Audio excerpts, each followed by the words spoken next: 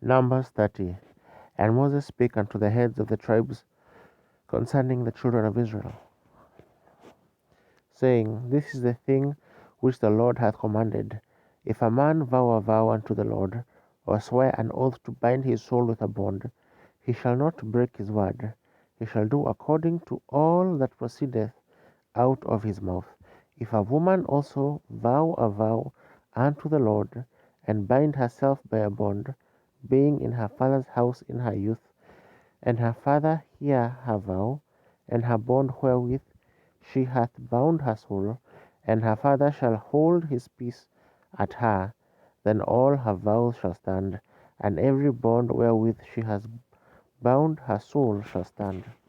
But if her father disallow her in the day that he heareth not any of her vows or of her bonds wherewith she hath bound her soul shall stand, and the Lord shall forgive her, because her father disallowed her. And if she had at all an husband, where she vowed or uttered aught out of her lips wherewith she bound her soul, and her husband heard it, and held his peace at her in the day that he heard it, then her vows shall stand, and her bonds wherewith she bound her soul shall stand. But if her husband disallowed her on the day that he had it, then he shall make her vow which she vowed, and that which she uttered with her lips wherewith she bound her soul, of none effect, and the Lord shall forgive her. But every vow of a widow and of her that is divorced, wherewith they have bound their souls, shall stand against her.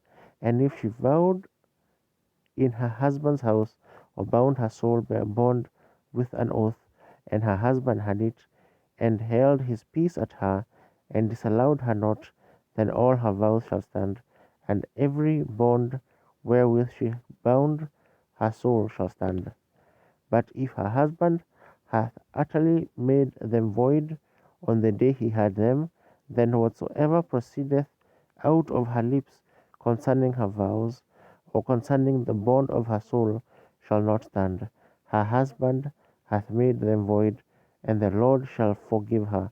Every vow and every binding oath to afflict the soul, her husband may establish it, or her husband may make it void. But if her husband altogether held his peace at her from day to day, then he establisheth all her vows, or all her bonds, which are upon her, and confirmeth them, because he held his peace at her in the day that he had them. But if he shall anyways make them void after that he had them, then he shall bear her iniquity. These are the statutes which the Lord commanded Moses between a man and his wife, between the father and his daughter, being yet in her youth in her father's house.